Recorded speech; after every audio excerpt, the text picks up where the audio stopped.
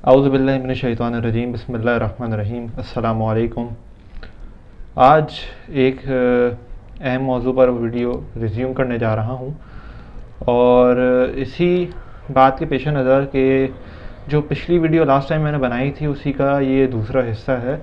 और अभी ऐसे बहुत सारे इसके हिस्से बनेंगे क्योंकि सारे टॉपिक्स को एक ही वीडियो में कवर कर लेना काफ़ी नहीं है, या कहने के बहुत मुश्किल है। ठीक, अब अगर मैं यहाँ पे डिस्कस करता चलूँ कि एक रियाजीदान था, मैथमेटिशियन था, जिसको बड़ा नाज था कि हाँ मैं बहुत सारे रियाजीदान यानी मैथमेटिशियन से इम्प्रेस हूँ, तो मेरी मैथ बड़ी अच्छी है। वो ज़रा तेज़ी से पैसे कैलकुलेट कर लेता था। तो एक दिन अल-ख्वारिज़मी आए उनके पास और अल-ख्वारिज़मी ने बोला कि तुम्हारी मैथ बड़ी अच्छी है ना। अल-ख्वारिज़मी ने मैथ के कुछ सवाल दे दिए उन्हें, और मैथ के सवाल देखने के बाद वो बंदा हक्का बक्का हो गया कि ये कौन सी मखलूक है, ये कौन से सवाल आते हैं। उसने कहा तुम तो मैथमेटिशियन हो ना और तुम दावा करते हो तुम्हारी कैलकुलेशन बड़ी अच्छी है। तो वो अल-ख्वारिज़मी को यूँ देखना शुरू हो गया। तो पता चला कि वो कोई मैथमेटिशियन नहीं था, बल्कि वो एक ऐसी दावा करने वाला था। बिल्कुल इसी तरीके से अगर हम मुसलमान होने का दावा करते हैं तो और कहते हैं कि हम अल्लाह पे यकीन रखते हैं, ये हमारा दावा है। लेकिन क्या वाकई में हमें यकीन है? अगर हमसे सवाल कर लिया जाए कि अल्लाह कहाँ है, अल्लाह को मान क्यों रहे हो, अगर अल्लाह है तो अल्लाह को साबित करो। तो उस वक्त माशाल्लाह से आजकल के जो नौजवान हैं उनकी मतलब हक्का बक्का हो जाते हैं और फिर वो शक्लें देख रहे होते हैं। और बाद जो थोड़े से एजुकेशन वाले हैं, जो शऊर रखते हैं, वो फिर भी कुछ जवाब देने की कोशिश करते हैं। तो मैंने इस वीडियो में जो मेन मेरा टॉपिक है बर्ट्रैंड रसेल है, ठीक है। लेकिन उससे पहले मैं कहूँगा कि अगर आपने पिछली वीडियो नहीं देखी है तो उसको पहले देख कर आएँ, क्योंकि मसला ये है कि अगर आप पिछली वीडियो नहीं देखेंगे तो इस वीडियो में और अगली वीडियोज़ में बहुत ज़्यादा दिमाग हिला देने वाली चीज़ है, वो फिर आसानी से समझ में नहीं आएंगी। अगर आप पहली वीडियो देख लेंगे तो उसमें कुरान से आयात और उसका साइंटिफिक प्रूफ मौजूद है, जो कि कुरान को प्रूफ करता है। इस वक्त मेरे सामने कुरान है और नहजुल बलागा है, ठीक है। मेरी कोशिश थी कि मैं कुरान से और नहजुल बलागा से दोनों से एनालिसिस करूं, लेकिन चूँकि टाइम ज़रा ज़्यादा हो रहा है और मेरी कोशिश है कि दोनों चीज़ें कवर करता, लेकिन अनफॉर्चुनेटली इस वीडियो में नहीं कर पाऊँगा क्योंकि वीडियो की लेंथ पिछली बार काफ़ी तकरीबन हाफ आवर तक गई है, आधा घंटा गई है, ठीक है। तो मेरी कोशिश ये है कि सिर्फ इस वक्त कुरान से मैं करूं, ठीक है। इंशाल्लाह नेक्स्ट वीडियो में मेरी कोशिश होगी कि मैं नहजुल बलागा से भी चीज़ें को कवर करूं, ठीक है। नहजुल बलागा में भी काफ़ी अच्छा मोनोथीज़म पे मौला अली के खुतबात मौजूद हैं, ठीक है। अच्छा, अब एक चीज़ यहाँ पर यह है कि अगर मैं इस्तिलाहात की बात करूँ, टर्मिनोलॉजीज़ की बात करूँ, तो ये वीडियो हर बंदा देख रहा है, चाहे वो शिया हो, सुन्नी हो, हिंदू हो। लास्ट वीडियो में एक हिंदू भी मुस्लिम हुआ है। अगर आपको एविडेंस चाहिए तो मैं एविडेंस भी प्रोवाइड कर सकता हूँ, ठीक है। तो शिया हो, सुन्नी हो, हिंदू हो, बरेलवी हो, देवबंदी हो, मुसलमानियत के किसी भी फ़िरक़े से हो, चाहे जिस भी सोच का हो, जिस भी लेवल का हो, चाहे वो प्योर उर्दू, प्योर मॉडर्न हो, प्योर हिंदी हो, जो भी हो, मैं कोशिश मेरी ये होगी कि मैं इस तरीके से करूं। हो सकता है मैं ज़रा डीप में जा रहा हूँ, आप लोग उलझ जाए तो आप लोग कहें यार ये इतना डीप में जा रहा है, ये टाइम ले रहा है बहुत। तो उसका एक ही मकसद होता है कि वो ये कि इंसान को, जिस भी टाइप का इंसान है, उसको हर चीज़ समझ में आए, ठीक।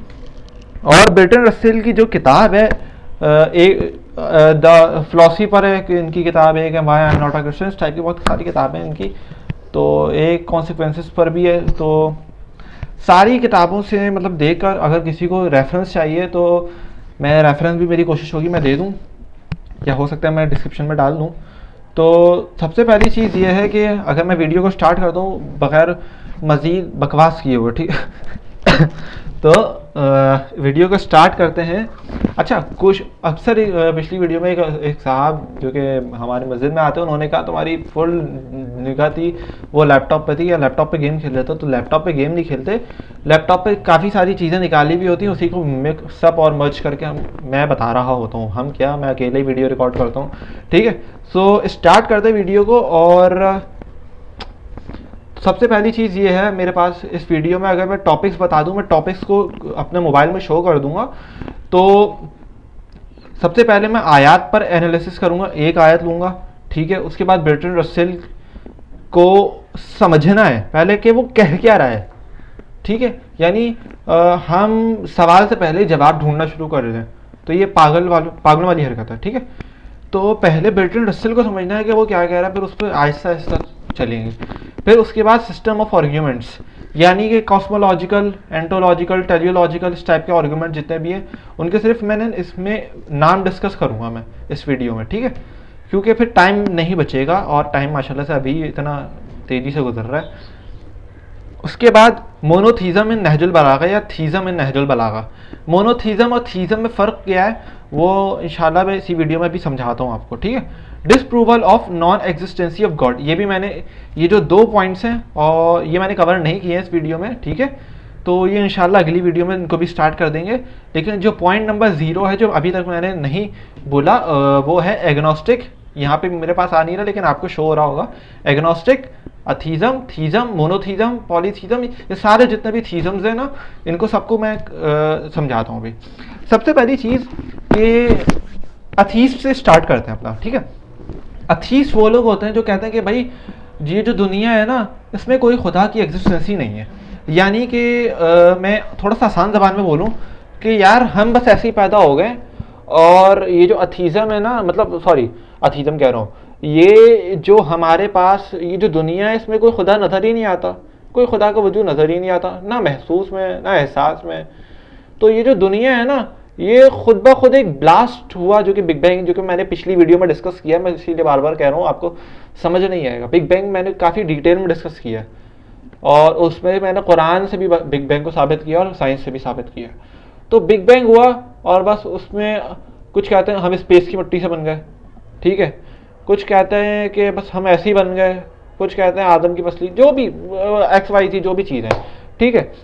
तो जो खुदा पर ईमान नहीं रखते, जो कहते हैं कि कोई खुदा नहीं है, वो अथीस्ट कहलाते हैं, यानी मुल्हिद जिसको कहा जाता है। उसके बाद इस अकीदे को रखने वाले लोगों को के अकीदे को इल्हाद कहा जाता है, यानी अथीज़म, और जो ये अकीदा रखता है उसको मुल्हिद कहा जाता है, यानी अथीस्ट। उसके बाद थीज़म पर आते हैं, थीज़म पे, ठीक है। थीज़म से पहले बल्कि एग्नोस्टिक पर आते हैं, एग्नोस्टिक। अच्छा, अब मिसाल के तौर पर कोई मुस्लिम है या कोई हिंदू है या कोई क्रिश्चियन है, ऑल्दो के जो बर्ट्रैंड रसेल है वो पहले क्रिश्चियन थे, बाद में अथीस्ट हो गए। तो जो क्रिश्चियन है वो क्रिश्चियन ये सोचेगा, यार where the Jesus, who is my God, and why the God have a Jesus as a son, नाउज़ बिल्लाह। तो उनके दिमाग में ये क्वेश्चन आता है।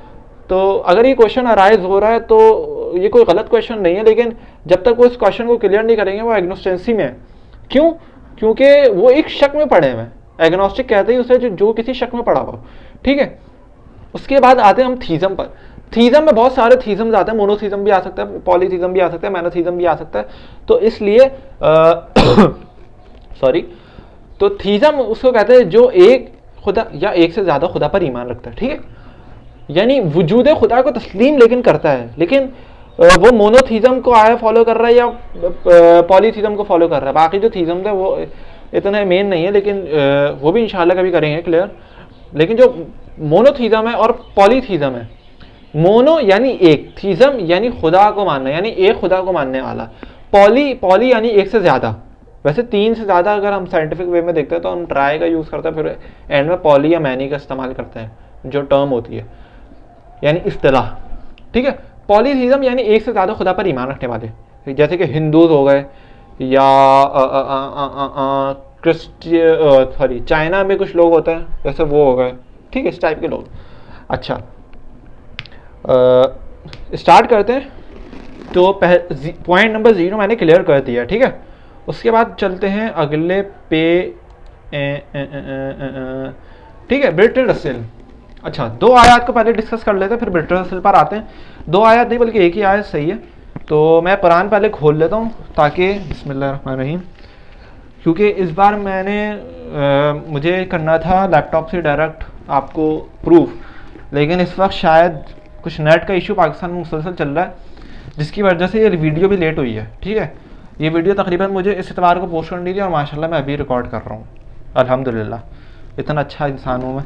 तो खैर, तो स्टार्ट करते हैं सूरह नहल से। सूरह नहल की आयत नंबर 68।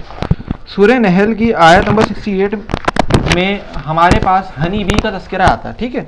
68 to 69 हमारे पास हनी यानी शहद, बी यानी मक्खी, यानी शहद की मक्खी। अब शहद की मक्खी के बारे में क्या तस्करा आता है और उसके बारे में क्या चीज़ें, तो आपस की बात है, अगर ये काट लेना तो मुंह पे ऐसे नक्श बनते हैं, ऐसे प्यारे प्यारे नक्श बनते हैं ना, आपकी सोच है।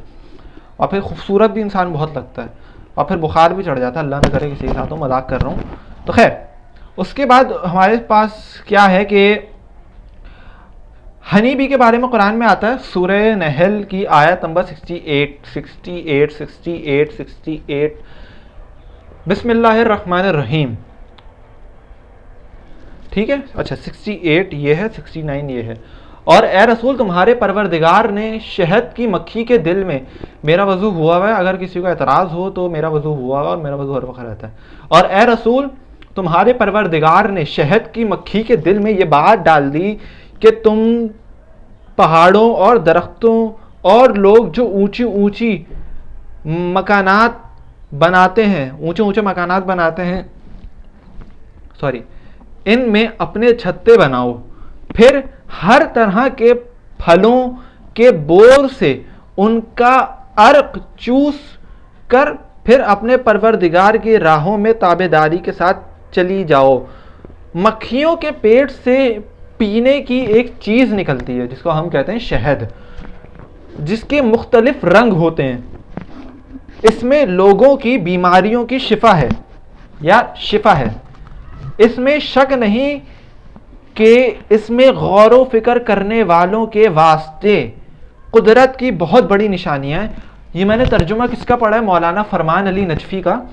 और देखिए भाई, सबसे पहली चीज़ है, अगर आपको खुदा को समझना है ना, अगर आपको वाकई में एक मुसलमान बनना है, आप शिया सुन्नी कॉन्फ्लिक्ट से बाहर आएँ, अल्लाह का वास्ता बाहर आएँ। शिया सुन्नी कॉन्फ्लिक्ट बहुत एक, मैं कह लूँ कि बर्बादी हो चुकी है इससे। शाम में आज बर्बादी हम देख रहे हैं, फ़लस्तीन में देख रहे हैं, गज़ा में देख रहे हैं, और कितनी बर्बादी देखनी है। मुझे पता है नजफी सुन के बाद लोगों के जहनों में आया होगा ये शिया। तो एक उम्मत बन के रहे, ठीक है। यूनिटी शुड बी प्रेफर्ड, ठीक है। अजान हो रही है लेकिन रुक नहीं सकता इस वक्त में, क्योंकि फिर टाइम हो जाएगा, बाद में पढ़ लेंगे, ठीक है। अच्छा, उसके बाद सूरह नहल की ये आयत मैंने आपको सुनाई। अब थोड़ा सा इसका साइंटिफिक पॉइंट ऑफ व्यू देखें तो वर्ल्ड वार 2 में जो बड़े बड़े ऑफिसर्स थे उन्होंने इसको यूज़ करवाया था। जो सोल्जर्स को ज़ख़म वगैरह लगते थे, लोगों के ज़ख़म होते थे, तो उस पर हीलिंग एजेंट के तौर पर शहद को इस्तेमाल करवाया गया था, हनी को। आप चाहें तो आप देख भी सकते हैं, नेट पर चेक कर सकते हैं। वैसे नेट पर अगर मेरे पास इस वक्त नेट सही से चला तो मैं इंशाल्लाह डिस्क्रिप्शन में कुछ रेफरेंसेस डाल दूंगा, ठीक है। अब अगर मैं वैसे ये मेरी वीडियो का टॉपिक नहीं है, लेकिन फिर भी मैं थोड़ा सा बता देता हूँ इस बारे में कि कुछ बायोलॉजिकल बेनिफिट्स हैं हनी के, शहद के।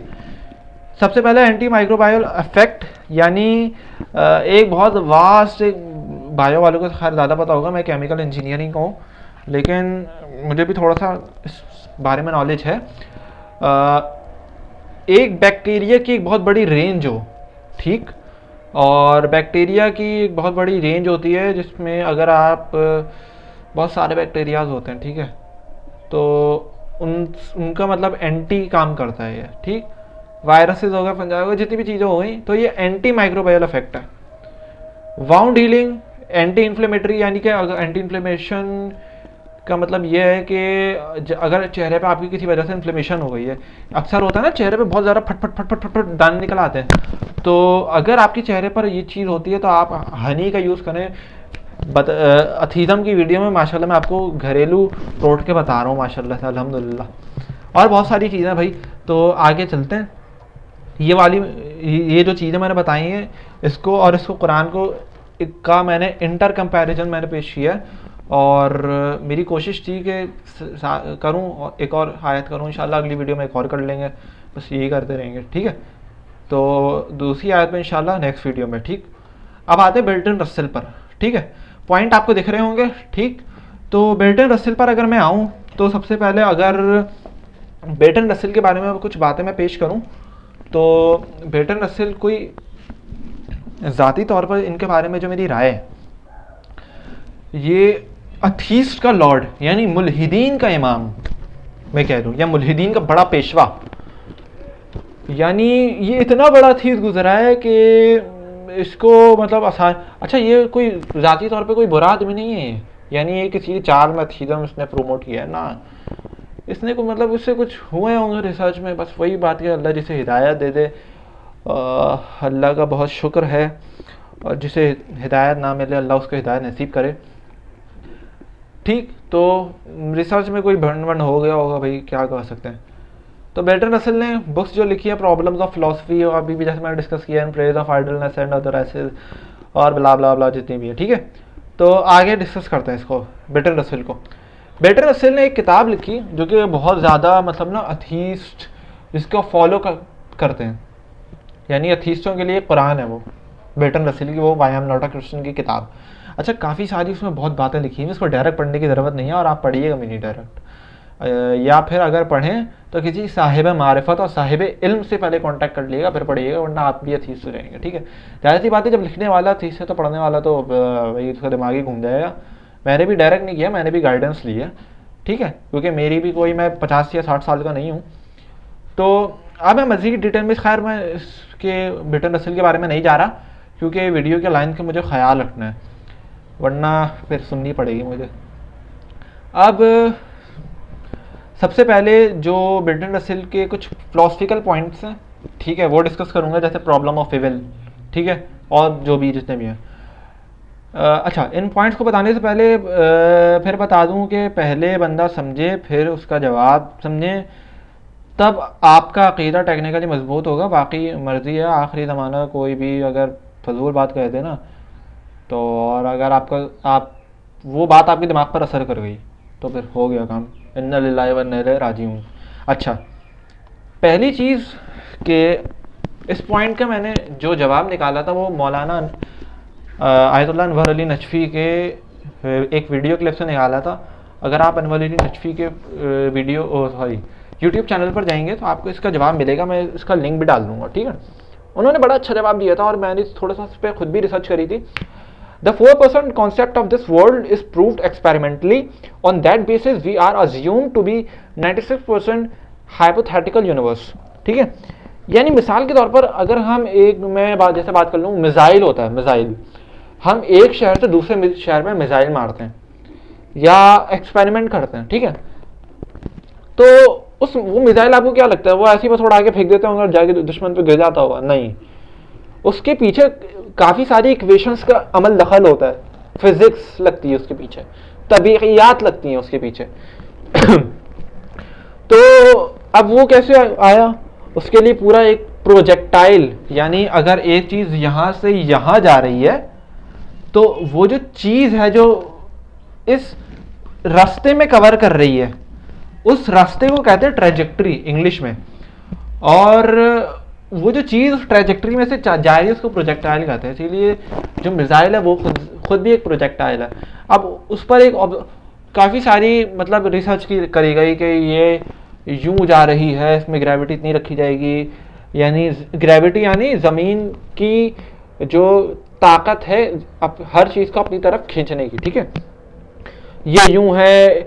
फिर कहा कि एयर को हटा देंगे हम, फिर कहा रेजिस्टेंस को हटा देंगे हम, मतलब हर कुछ चीज़ों को कांस्टेंट रखा, कुछ चीज़ों को हटा दिया गया जिसका असर उससे पड़ रहा है। मिसाल के तौर पर अगर हवा तेज़ चल रही है तो बॉल जो है, अगर बॉल यहाँ से यहाँ आ रही है तो हवा की वजह से उसमें कुछ तब्दीली आ सकती है, तो उस हवा को हटा दिया गया, ठीक है। तो इस तरीके से फिर एक एक्सपेरिमेंट किया गया, फिर उससे एक रिजल्ट निकाला गया, फिर उस रिजल्ट को अप्लाई किया गया। तो इस टाइप की बहुत सारी, इस तरीके से साइंस मतलब जो है ना वो ग्रेजुअली इंक्रीज होती है, आहिस्ता आहिस्ता इंक्रीज होती है। साइंस ऐसा नहीं है कि साइंस 100% सही है, लेकिन साइंस के आईने में हम दीन को ज़रूर समझ सकते हैं, ठीक है, लेकिन science can not prove the God. क्यों? वजूद खुदा को साइंस प्रूव नहीं कर सकती, लेकिन साइंस के जरिए हम समझ जरूर सकते हैं वजूद खुदा को। ये बात अमेरिका की शायद मेरे ख्याल से पेंसिल्वेनिया यूनिवर्सिटी के एक प्रोफेसर ने लिखी थी, और उन्होंने मतलब अखीर कर दी थी, और वो ज़ाती तौर पर वो खुद भी एक मुस्लिम है, ठीक है। तो खैर आगे चलते हैं। अब इस पॉइंट को समझने के लिए फिर मैंने काफ़ी सारी बातें आपको समझाई, ठीक है। अब क्या रहा इस पॉइंट में, the 4% concept of this world is prove to be is proved experimentally, यानी सिर्फ 4% है जो एक्सपेरिमेंटली प्रूव है, ठीक है। हमने उसको एक्सपेरिमेंटली प्रूव किया है, यानी कि हमने आसमान, तारों, ज़मीन को देखा और बारिश को होते हुए देखा कि बारिश के जो कतरे हैं वो ज़मीन आसमान से ज़मीन पर आ रहे हैं, और फिर ये दोबारा एवोपरेट होता है, और फिर दोबारा शुआ में बदलता है, और फिर आसमान पे जो बादल होते हैं उनमें जाके पानी जज्ब होता है, और फिर ये दोबारा आगे बरसता है। तो इस तरीके से हमने क्या करी, साइंस बनी। अब हमने 4% देखा है, सिर्फ 96% हम देख ही नहीं सकते। हम क्या मिल्की वे गैलेक्सी से बाहर देख सकते हैं? नहीं देख सकते, ठीक है। तो उन बेसिस पर हम दीन को क्या मतलब खुदा की मौजूदगी का सवाल करें कि खुदा का है, जब हम सिर्फ 4% देख सकते हैं, 96% नहीं देख सकते, तो हम उसके बनाने वाले खुदा को कैसे देख सकते हैं? ये आंसर किया था आयतुल्लाह अनवर अली नजफी ने, और बहुत मतलब काफ़ी अच्छा आंसर था ये, ठीक। उसके बाद अगर मैं बात करूं एटॉमिक स्पेक्ट्रम की एग्जांपल देना चाह रहा था मैं, लेकिन मेरे ख्याल से टाइम रीच अप हो रहा है। लेकिन फिर भी अगर स्पेक्ट्रम में कंटिन्यूस स्पेक्ट्रम नहीं होता था जो एफएससी में पढ़ा जाता है, यानी अगर हम किसी हाइड्रोजन स्पेक्ट्रम को देखते थे नील बॉहर के उसमें मॉडल में, तो अगर कंटिन्यूस स्पेक्ट्रम नहीं आया तो हम कहते हैं कि भाई जो इलेक्ट्रॉन है एटम के अंदर वो कंटिन्यूसली जो है अपने ऑर्बिट में ही वो ऑर्बिट चेंज नहीं कर रहा, इसीलिए यहाँ पे जो स्पेक्ट्रम आ रहा है वो कंटिन्यूस नहीं आ रहा, लाइन स्पेक्ट्रम आ रहा है। तो हमने कोई इलेक्ट्रॉन को घूमता हुआ नहीं देखा, बल्कि एक अंदाज़ा, एक ऑब्जर्वेंसी लगाई, ठीक है। तो अब जब वो ऑब्जर्वेंसी खुद ही करेक्ट नहीं है, आप उस पर दीन को कर रहे हैं, ठीक। लेकिन इससे इतना कॉन्सेप्ट क्लियर नहीं होगा, इसलिए मैं अगला पॉइंट डिस्कस करता हूँ, ठीक है। आर्ग्यूमेंट फ्रॉम एवल, अभी फिलहाल एक मैं कर रहा हूँ, और ये कोई आर्ग्यूमेंट नहीं है, ठीक है। ये मतलब जिस तरह सिस्टम ऑफ आर्ग्यूमेंट की जो मैंने हेडिंग डाली हुई है ना, ये वो नहीं है, ठीक है। सिस्टम ऑफ आर्ग्यूमेंट क्या है? सिस्टम ऑफ आर्ग्यूमेंट ऑल्दो अभी फिलहाल मैं सिस्टम ऑफ आर्ग्यूमेंट इस वीडियो में सिर्फ नाम रखूंगा, क्योंकि वीडियो तकरीबन आधे घंटे पे जा रही है। हालांकि इतनी एहतियात की है, फिर भी टाइम बहुत तेज़ी से, इतना तेज़ बोल रहा हूँ, फिर भी टाइम जा रहा है।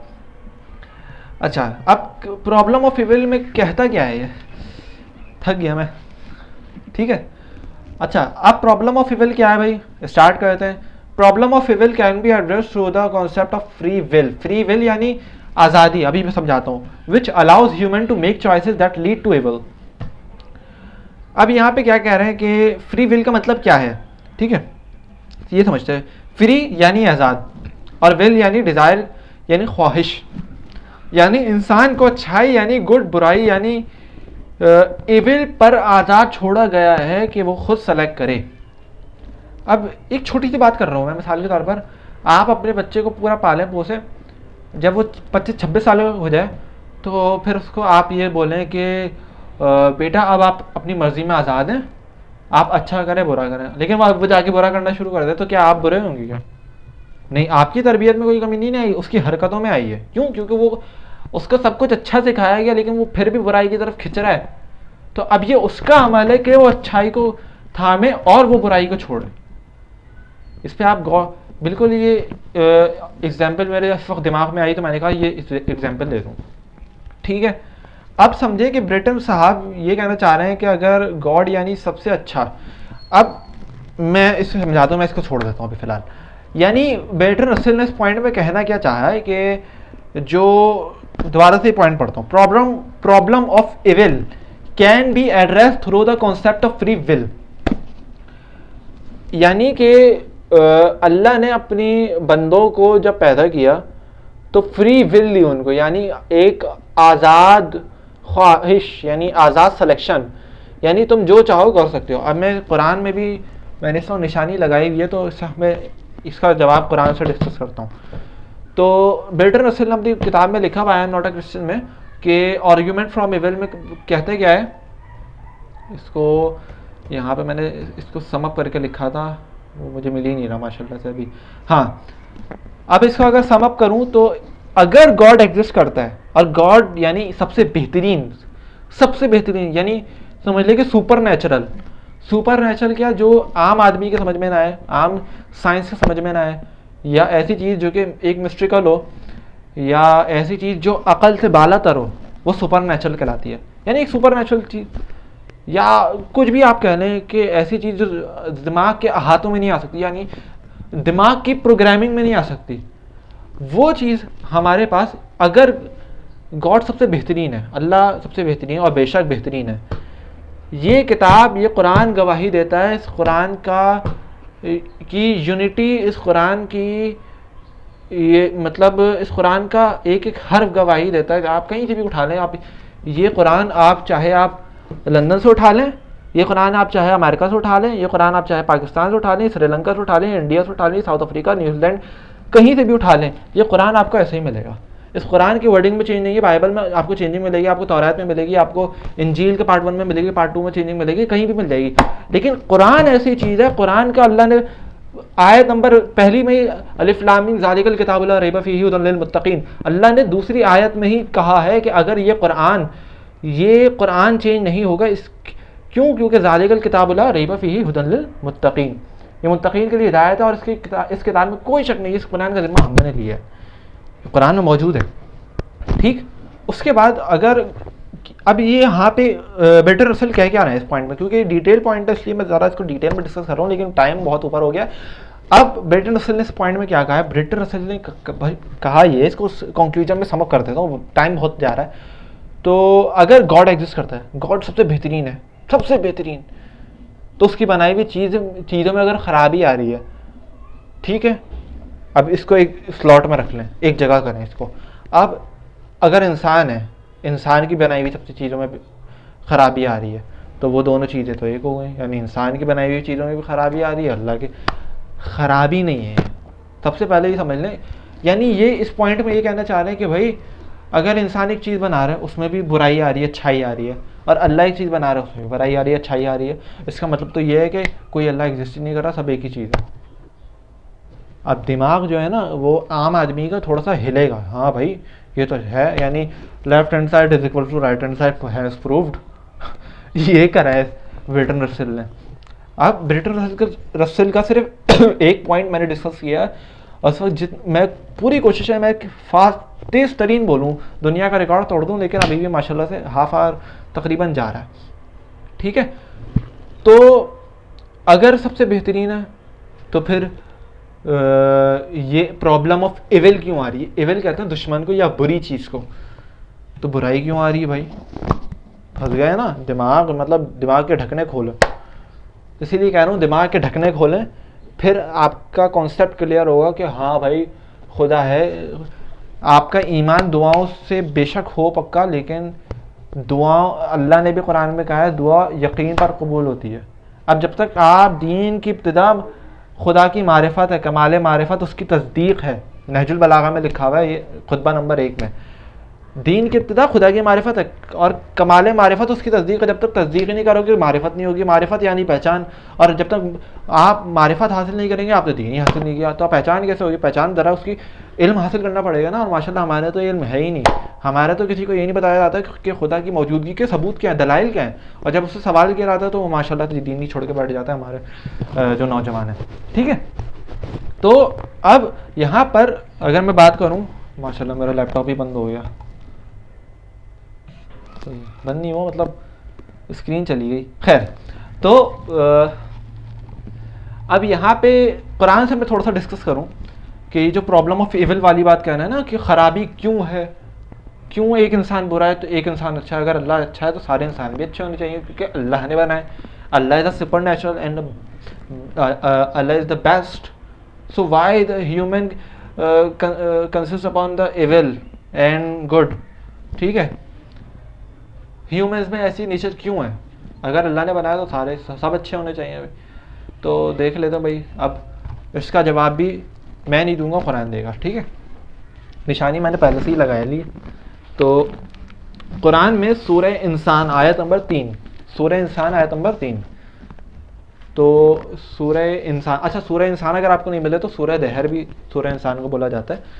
मैं इसका तर्जुमा पढ़ता हूँ। ठीक है, इन्ना हदैना, बिस्मिल्लाहिर्रहमानिर्रहीम, इन्ना हदैनाहुस सबीला इम्मा शाकिरा व इम्मा कफूरा, और उसको रास्ता भी दिखाया, ख्वाह शुक्रगुजार हो या ना शुक्रे हो।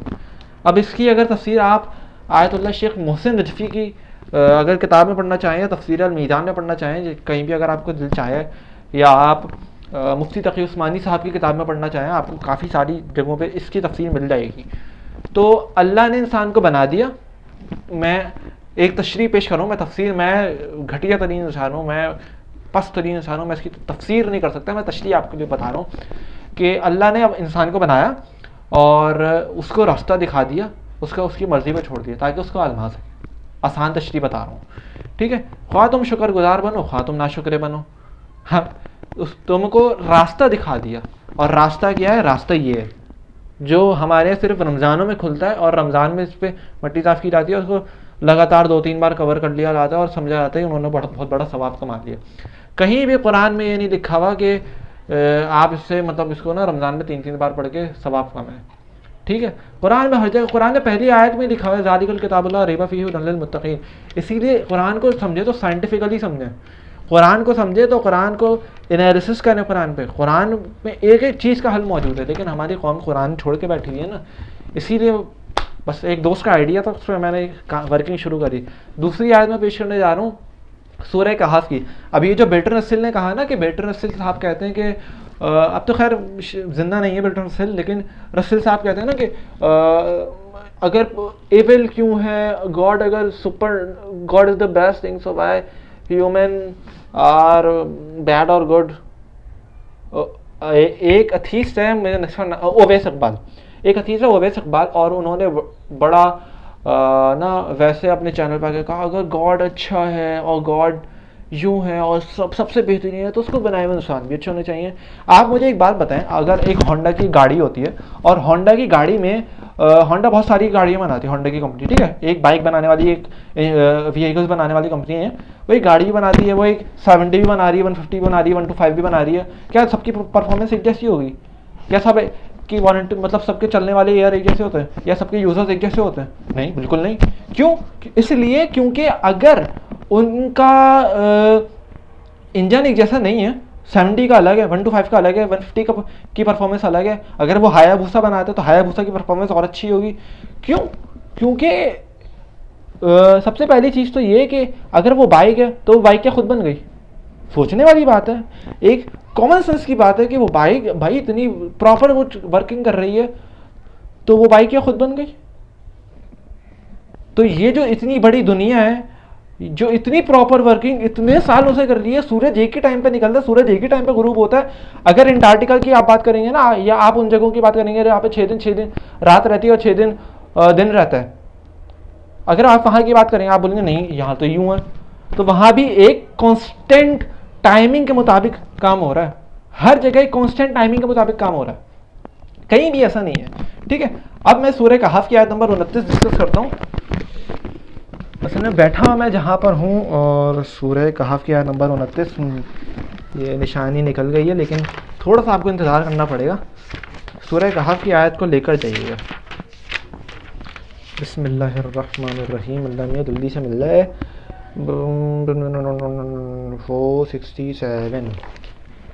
467 और यकीन माने कि इस वीडियो को बनाने में बड़ी मेहनत लगी है, और अब मेरे एक अज़ीज़ हैं, उन्होंने मुझसे कहा था बेटा अगर कुरान इतना गौर से पढ़ते हो तो लोगों तक उसको पहुंचाओ। तो मुझे यही बेहतरीन ज़रिया मिला है लोगों तक पहुंचाने का। अगर मैं मर भी जाऊंगा तो कम से कम लोगों तक ये बातें तो पहुंचेंगी, क्योंकि आजकल जिस तरीके से इल्हाद में इजाफा आ रहा है और जिस शैतान बुज़ुर्ग की ये चालें हैं, तो वो बड़े अच्छे तरीके से हमें समझ में आती हैं। ठीक है, अच्छा, बिस्मिल्लाहिर्रहमानिर्रहीम, अल कहफ चैप्टर, कुरान, आयत नंबर 29। बिस्मिल्लाहिर्रहमानिर्रहीम, वक़ुल हक़्क़ु मिन रब्बिकुम फमन शाअ फलयुमिन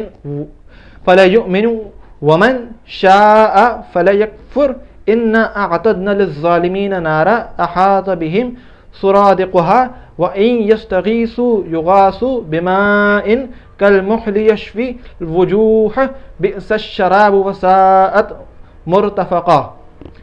अब हो सकता है कुछ लोगों के दिमाग में आया कि यार हमें तो ट्रांसलेशन नहीं देखी, हमें ज़रा अरबिक देखें वाकई में कुरान एक है या नहीं। आप जाएँ, आप वेस्ट इंडीज़ से कुरान उठा के ले आएँ, ये आपको मिलेगा, ठीक है।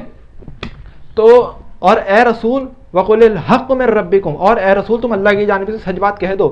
मैं अरबिक दोबारा नहीं पढ़ रहा, डायरेक्ट तर्जुमा पढ़ रहा हूँ कि सच्ची बात कलमा तौहीद तुम्हारे परवरदिगार की तरफ से नाजिल हो चुकी है, बस जो चाहे माने या जो चाहे ना माने, यानी एक बंदे को आज़ाद छोड़ा गया है। इसीलिए प्रॉब्लम ऑफ इविल आ रही है, इसीलिए हाबिल और काबिल का मामला आया था, इसीलिए अल्लाह ने इबलीस को छोड़ा था कि तुम जाओ, तुम्हें जितना लोगों को बहकाना है बहकाओ, लेकिन जो मेरे बंदे होंगे वो कभी नहीं बहकेंगे, ठीक है।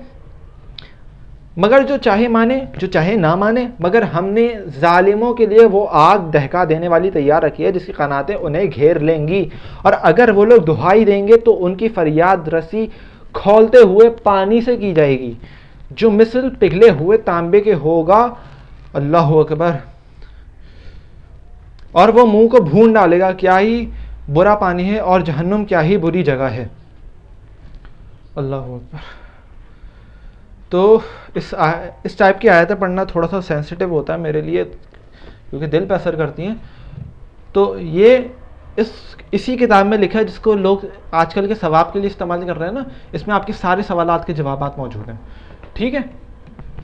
अब चलते हैं अगले टॉपिक पे। और लेकिन इस टॉपिक पे यानी अल्लाह ने आज़ादी दी है, अल्लाह ने हर इंसान को आज़ादी दी है, इसीलिए प्रॉब्लम ऑफ इविल आ रही है, इसीलिए प्रॉब्लम ऑफ गुड आ रही है।